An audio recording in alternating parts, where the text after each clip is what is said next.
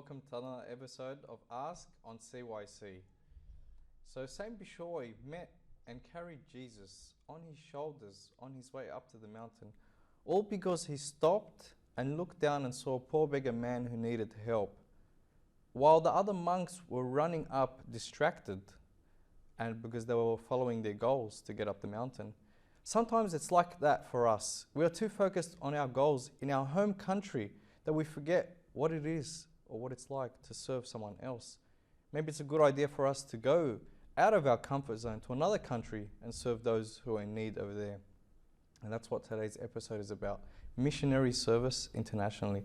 So I'd like to introduce you to our guest. We have with us Dr. Sharon Stone. Welcome to the show. Thank you. It's a pleasure having you on the show. It's great to be here. Thank you. So I'd like to encourage the viewers to tune in and ask questions about missionary service internationally. And please, the phone number is 0416 551 292. So send us a text and we'll answer it for you live. Or if you're courageous enough, give us a call and speak to Dr. Sharon Stone.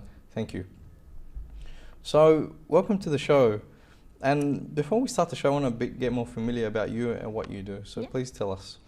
Well, you've got the title doctor. So first, I'm a doctor in psychology. Background is I've done everything. I've got a degree in Christian education. I have a minister's degree.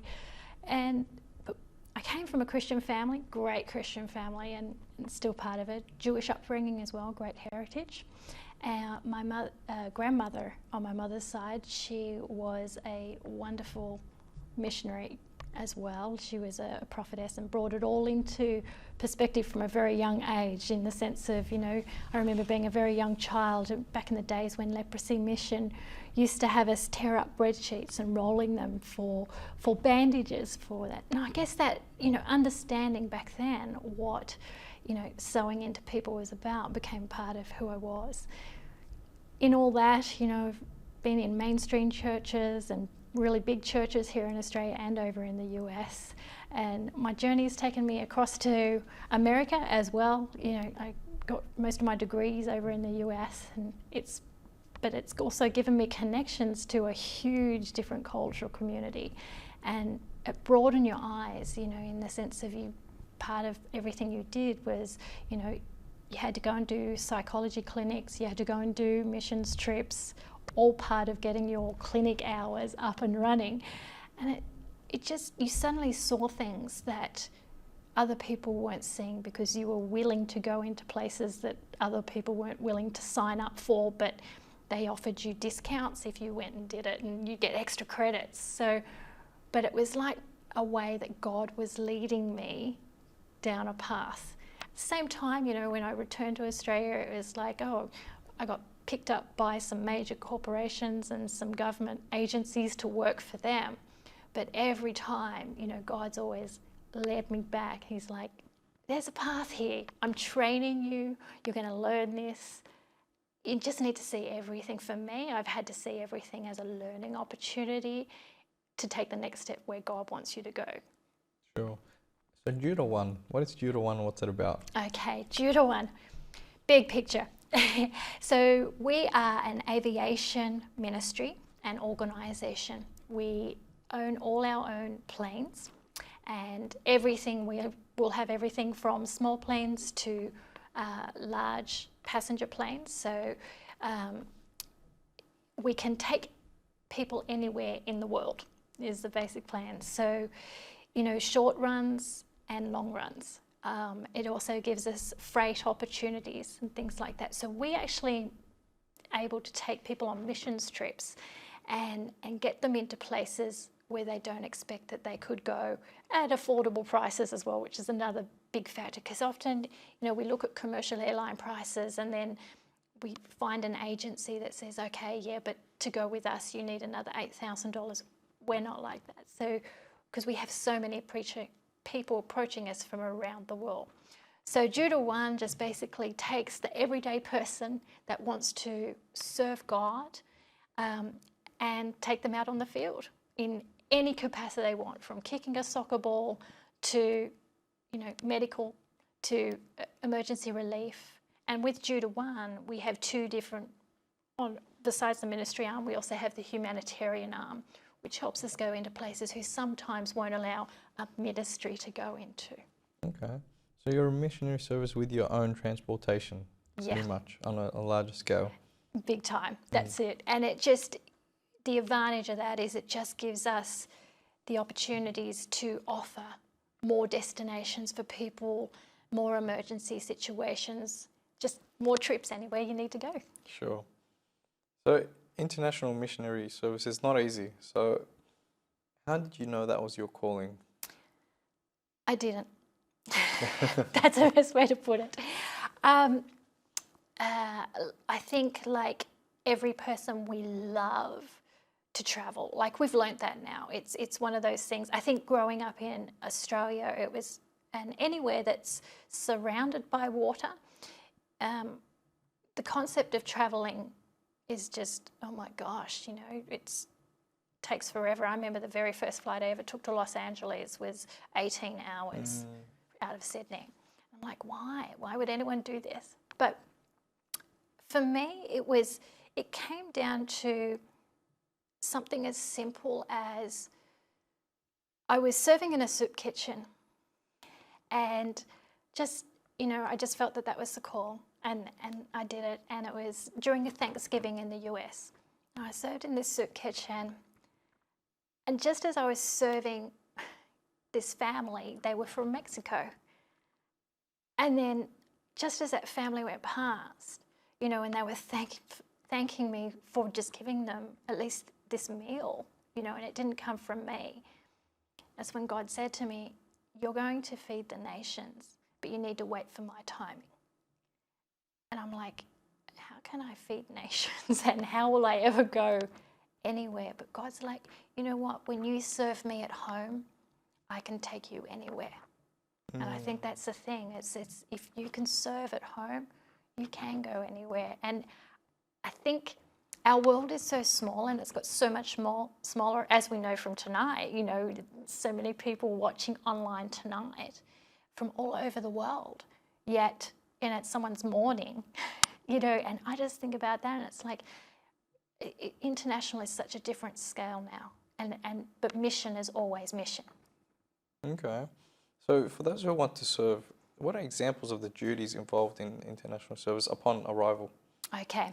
So basically with Judo One, so we're set up as membership based, so we sign on, or you become a partner with our US counterpart. And what we do is we will coordinate. So we'll let people know of upcoming trips where we have seats available. So we might, you know, say, look, we're going to Israel. We have 10 seats available, or we might have a few. And so people can sign up who are members or partners with us, and they can come on board. And so we'll have everything coordinated. So we'll know if we're going to be doing, you know, a mission trip of playing with a whole bunch of village kids, or whether we're doing food deliveries with our partner, Kids Against Hunger, or whether we're doing a medical run, or if or it might even be a sudden trip as well, where it's an emergency relief situation. But you will always be with someone that knows something. It's in the sense of, you might be great at you can just do something as simple as, you know, wrapping an arm in a bandage in an emergency situation, whereas I can actually give the medical assistance with that. Or it might be, you know, distracting kids who are in the middle of rubble.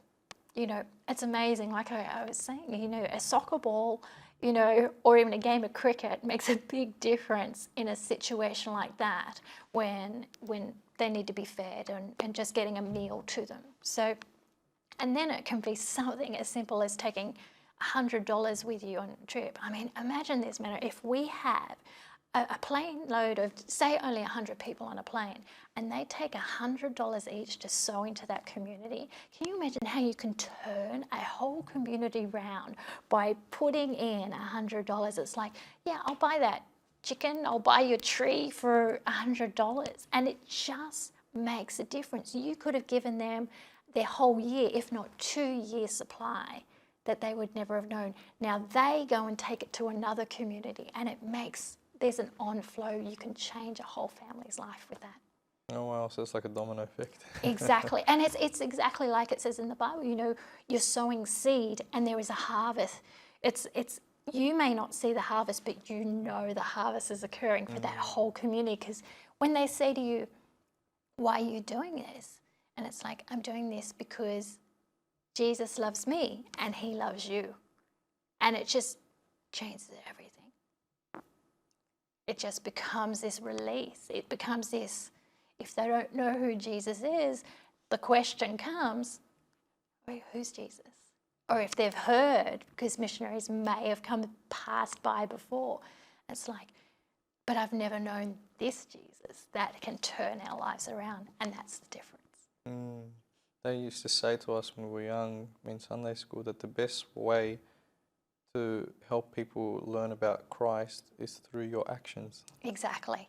And that's the thing, because you are, you know, you're just creating this love environment just by simple actions.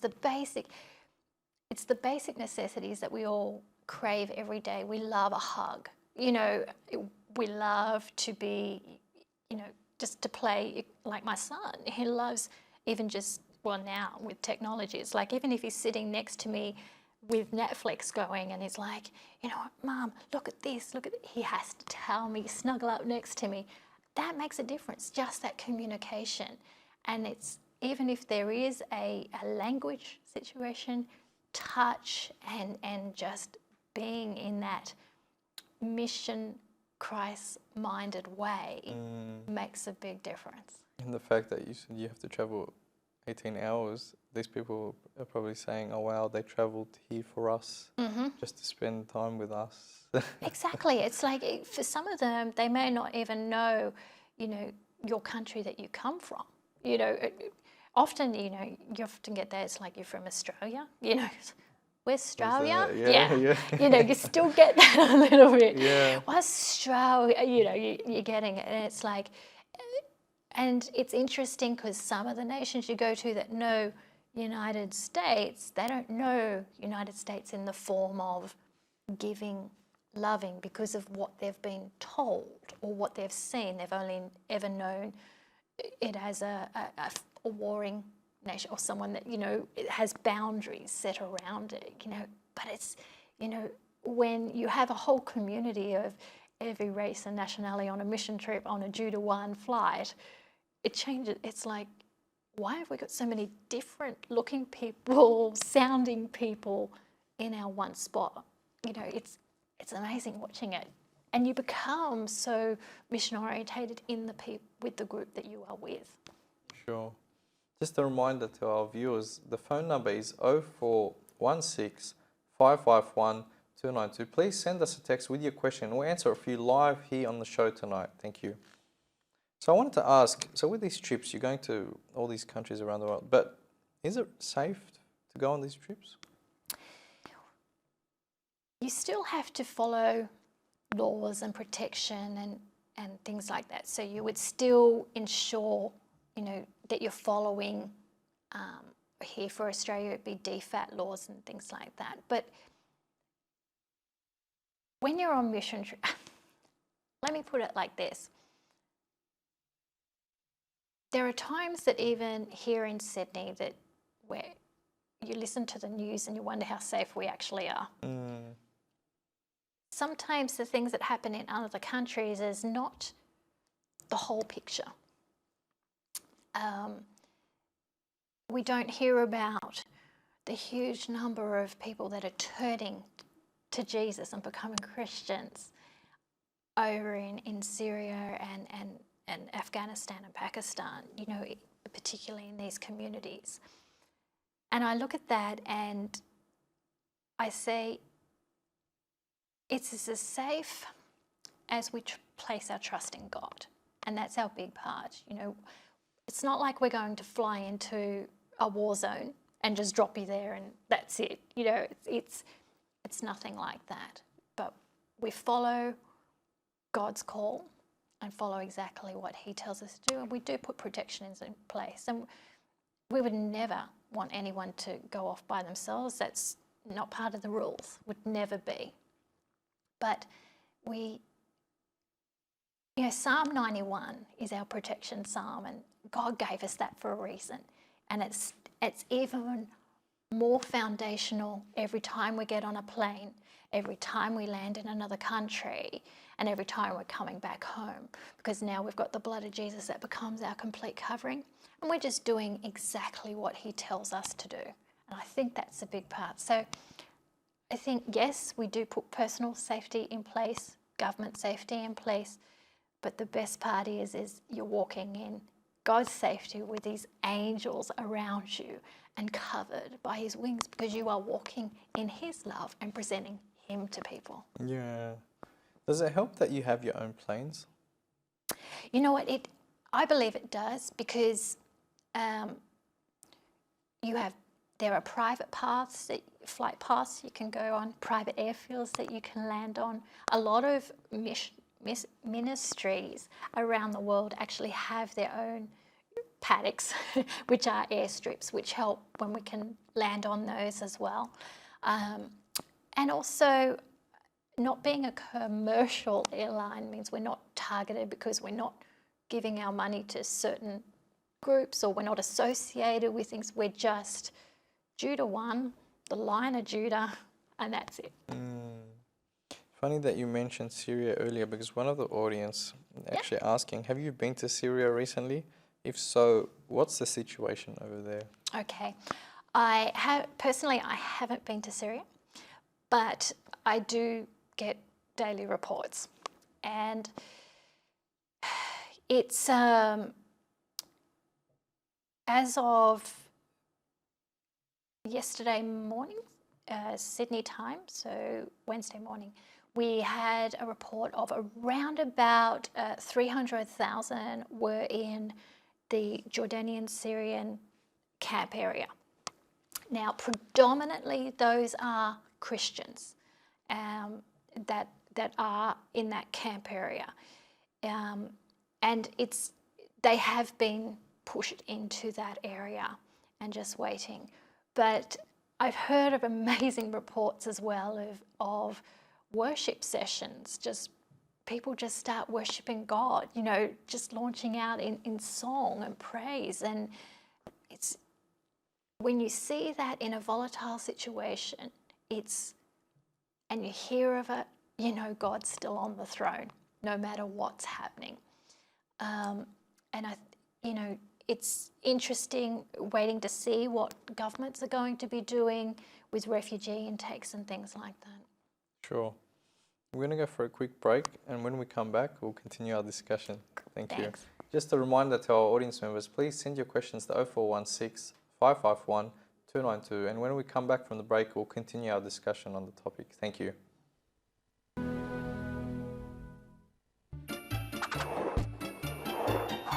CYC, Christian Youth Channel. Hi, and welcome back to Ask, where we're talking about missionary service. I have with us Dr. Sharon Stone. So I wanted to ask you, the Bible verse, when I was hungry, you fed me. When I was naked, you clothed me. When I was thirsty, you gave me something. So you're living this Bible verse through your work. So please tell me, through your experiences, have you experienced Christ through the people that you meet, or through the feeding and giving water to the thirsty? Oh yeah, it's quite an experience when it happens. I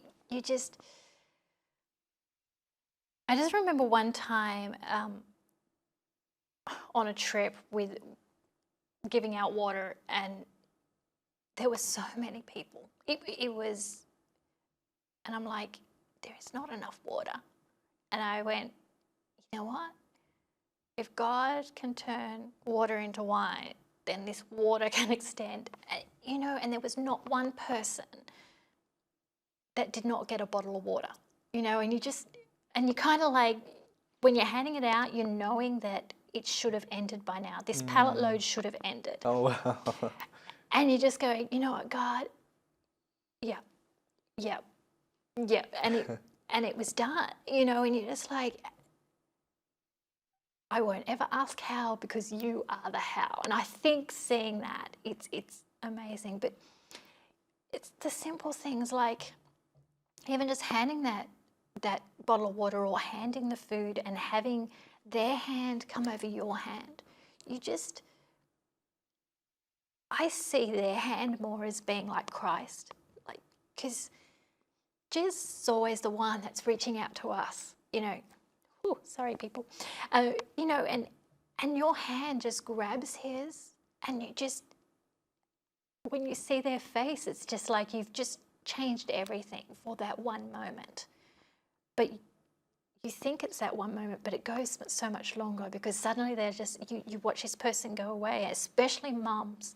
Every time you see a mother and they go over, not realizing they can get more meals for their children that are with them, but they will take that one meal and try and split it for their 6 kids and themselves, but they'll give themselves up to feed the 6 kids, you know, and then you take over all the other meals that they can have, and you're watching this, and you just see the sacrifice that these families, particularly, look, it is a mother's heart, you know, you see that constantly, but yeah, you see that Christ-like, you know, and you understand how his disciples must have felt when you're the person that's giving it out as well, you know, how the disciples must have felt that time, you know, feeding the 5,000, not to mention that's just the men count, then there's the children and the women that were there as well. You just suddenly get it. You suddenly get how your hands become Christ's hands as well. You know, it changes the way you want to serve, because you want to do more. And it's not about coming back and living an impoverished life yourself in a great nation like Australia, but you become perspective in the sense of, okay, I can now earn this much per hour in Australia, and I can convert that into this great, you know, in 6 weeks' time, I can take another week off without pay and I can go serve. And that's how you can become even more Christ-like, because you're giving so much more, because it's having that idea and seeing how much better you can make it for someone else, because that's all we're called to do, you know. And sometimes it's not even just, you know, when we think of mission trips, we often think of you have to go stand on a corner and preach and come on, you know, come know Jesus.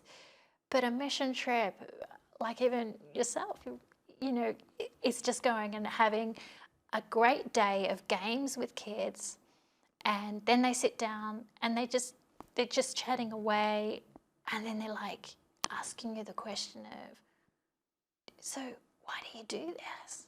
You know, like I say, when you can say, because Jesus loves me and he wants me to love you, and I do, you know, and it's just like, Jesus, you know, and it's just this answer, and you've got these whole tribe of kids in front of you, you know, and you get to tell them that, you know, and when kids are sitting around listening to someone of not their culture, watching behind, and all the adults are coming around to hear what's going on, you know, and it's funny, you know, because sometimes things get a little lost in translation, but it's funny what you can do with a stick on the dirt in the ground, and what you can draw, and the things that you can talk about, because they love pictures, because they get it. You can draw pictures, you know, and you go, yeah, now you get it. Yeah. I know you shared a bit of your, you know, reaction to the service, but please share your experiences through what you saw through their reaction. How did they react through your service? They just love you. Like there's no difference in you, because they're just like getting you. Like it's just like, wow, you know, where are you from? Like why, you know, but they don't see a difference as well. You know, it becomes this, let me give you so much more, if that makes sense. They want to just love on you in whatever form. I mean, I think kids are the most amazing when it comes to that. They're just they grab you, they want to never leave you. They're just, you know,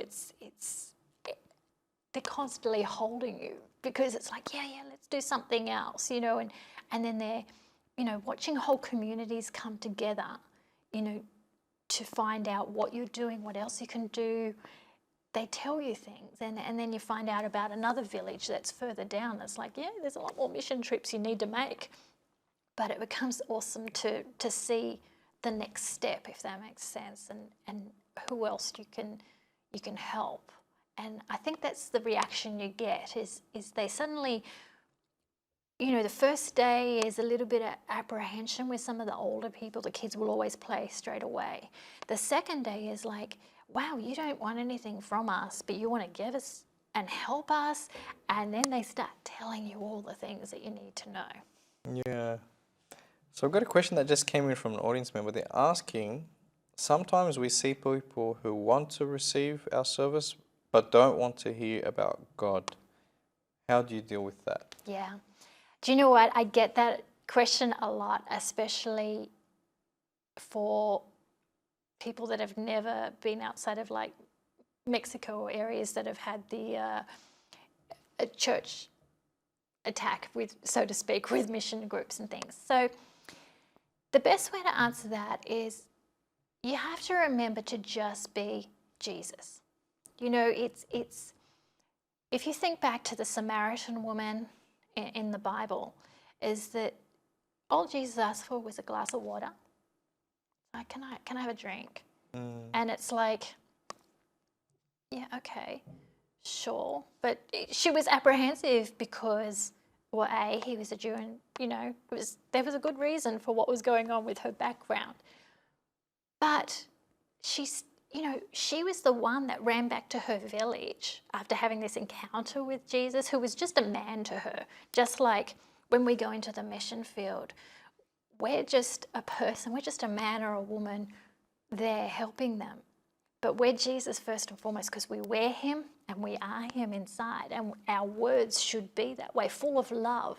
We don't need to be standing there going, Jesus, Jesus, Jesus to them, but being full of love. She was the one that raced back to her village. You're not going to believe what this man just told me, you know. And the whole village came to him to see him and find out more. And that's the interesting thing. When you just love that person for who they are, no matter what it is, it changes everything. I think that's the thing, because we think we need to stand on the corner and convert them right there and then. That's not what it's about. We're there to love.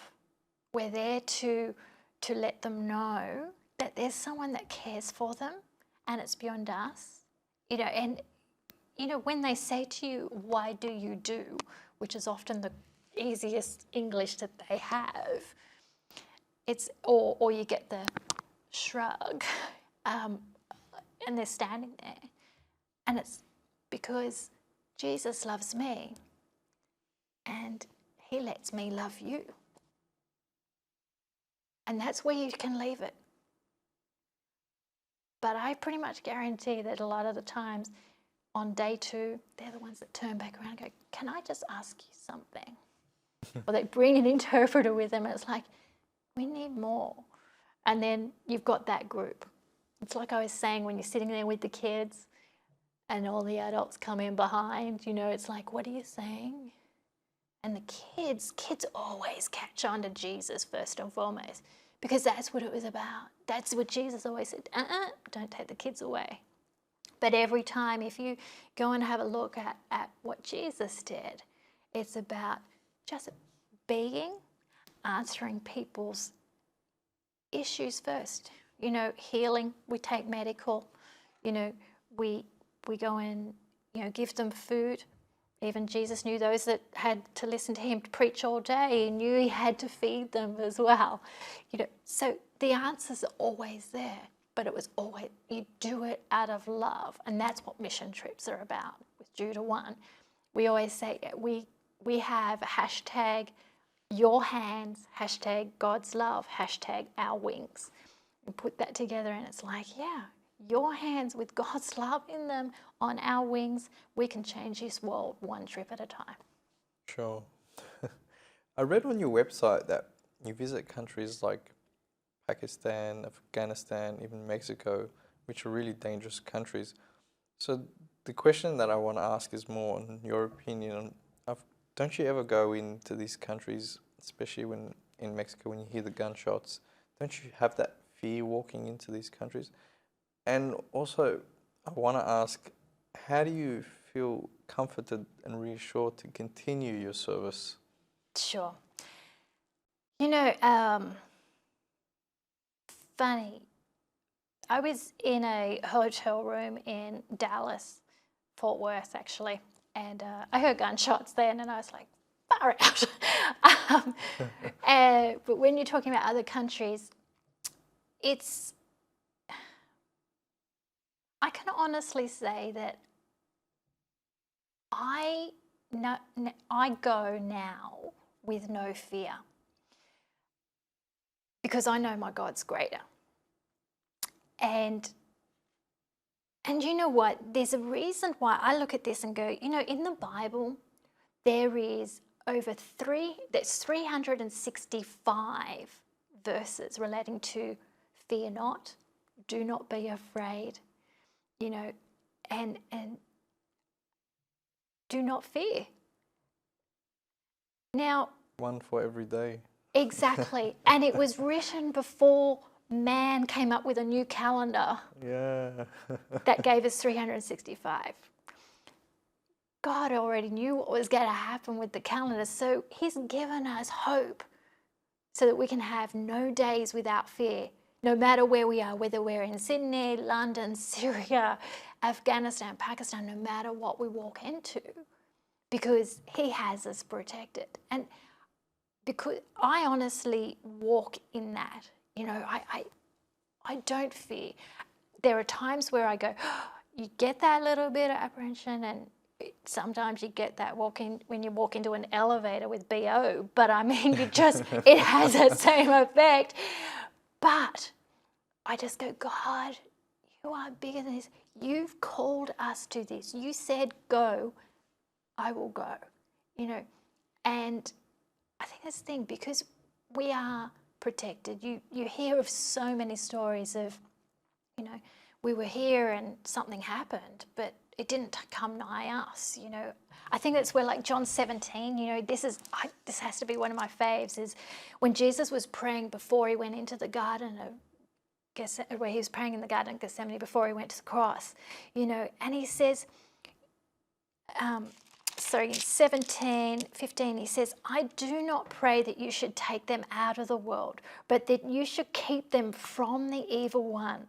They are not of the world, just as I am not of the world.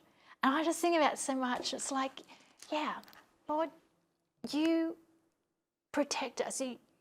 Jesus, you put it to the Father, and then the Father sealed it with your blood, that we have protection, that it doesn't come nigh us. It's, and there's times I know, I'm sure there's viewers that will say, but hang on, bad things happen to people. Okay. But the thing is, they're on the better side in the end. But I don't walk in with that fear. Not when God has put everything in that place for it. Sure. We got actually a few questions that just came in. From the audience there. One of them's asking, when serving the poor, we can be overwhelmed by the different living conditions or hygiene. Yeah. How do you overcome inhibition to serve them? Yeah. Honestly, I can say I have the weakest stomach. I'm kind of like, for those of you that, sorry to get non-Christian, but in the Johnny Depp movie Mordecai, where, he gags because someone else gags, I have that same effect. It's like, please don't be near me if you're going to, but smells, yeah, you do. There's things that hit you in the face when you get off a plane and you go, oh my gosh, why did I do this? But when you have God's plan in place first, you have to. You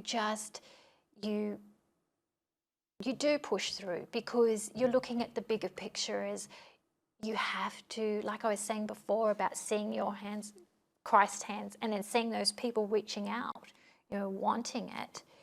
It's when you put God first, everything else fades away, because that's what he said would happen. We go back to how it was in the Garden of Eden when we were given the blessing to take dominion over this earth. Is the reason why Adam and Eve just walked in purity until sin is that they walked in the glory of God. And that's how you need to take yourself when you go into these places. Yeah, okay, you know that it's going to be issues, because that's why we can ask those questions, because now we have media straight away, so we know what situations we're walking into. But you do. And there is never any offense. Let me put it like this. For those of you that would love to come on a mission trip with me, which I would love for you to do, there's no issue if you have a gas mask, peppermint oil for breathing. It's okay. And people get that. And it's anyone that wants to come to Bangalore, India with me, we've got stuff coming up. But yeah, it becomes, let me tell you, after 2 days, you do get used to it. But it is going through. But when you have Christ as the center, Jesus at the center of it all, and you're doing what he's called you to do, it makes it really easy. Yeah, I remember reading one time they asked Mother Teresa, how can you withstand cleaning the wounds and pus and dirt off other people? And she goes, I don't see people, I see Christ, and I clean the wounds of Christ. Exactly, and that is exactly, that's a great example, because that's exactly it. I wanted to ask you, what is your response or opinion when people say, oh no, why should we go and serve? Why don't we just let God help them? Because we're God's hands. It's because he's told us to do that. And it's, as I say to people, one of the big things is to know if you can't serve someone, you aren't serving God. And it doesn't mean that you have to jump on, if you're in Australia, jump on a plane and go to Mexico. Something as simple as going to a soup kitchen, like the revelation that I had, and you can serve someone there. If you can, we're going to be doing trips to the outback to Aboriginal communities. And, just even doing something as simple as that will make a big difference. We have to go. It's the Great Commission is go into all the world. And, well, all the world is now at our fingertips. Judah 1, with our own planes. It hasn't been done before at this capacity. As Christians, it's huge, and it gives us opportunities that the local church hasn't had. It's like, imagine picking up your whole church one weekend and saying, okay, everyone, let's take a long weekend. Can everyone take Friday and Monday off? We'll fly out Thursday evening. We can go to Vanuatu. We could go to an Aboriginal community. We can even go to the Philippines and serve for a long weekend and change a whole community with a whole church. Imagine the impact that we can make every time a storm comes through Vanuatu and we pick up a church and go. Huge difference. And all we're doing is there, everyone can hammer and nail, and if not, you learn very quickly, but, or tie ropes, and we can put houses together, and it makes a difference. It just, everything changes. So, yeah, we can, it's easy to serve. It's just in the doing. And sometimes, you know what, you got to remember that even on the mission trips, you need support too, and someone else in the team will always be there to support you. And I think that's the thing. It's sometimes you're even the mission to the own missionaries that are on the trip, because we all have hard days and we have tough days and things that we're dealing with. but it makes a big difference. Yeah. So, do you have any advice or words of wisdom to youth out there who are considering serving overseas? Go.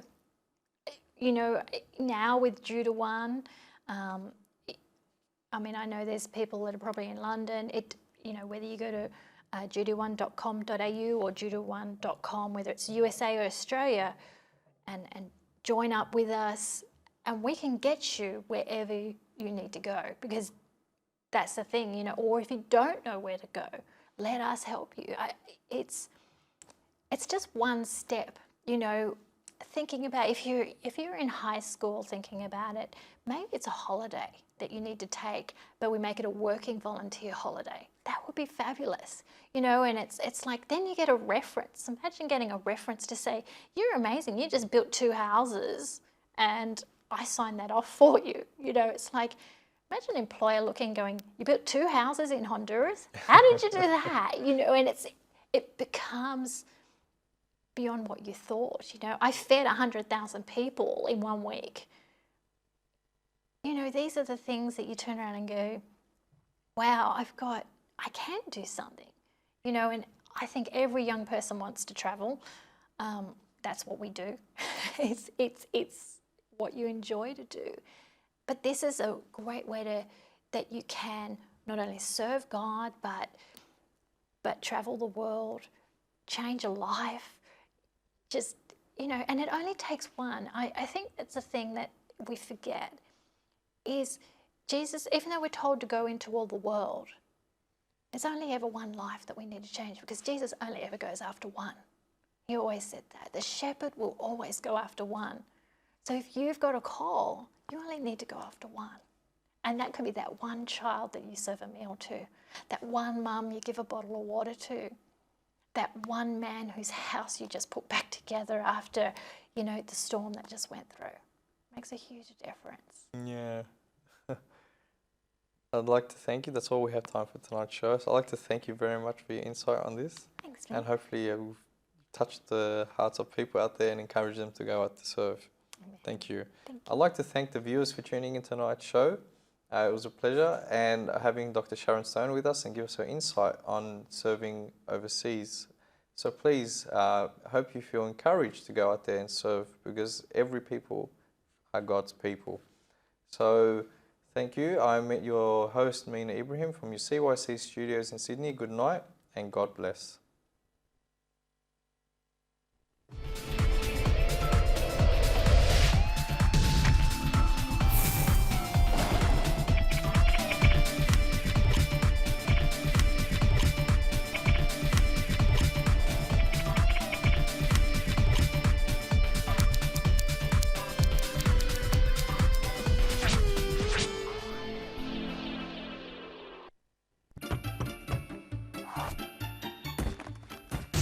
CYC, Christian Youth Channel.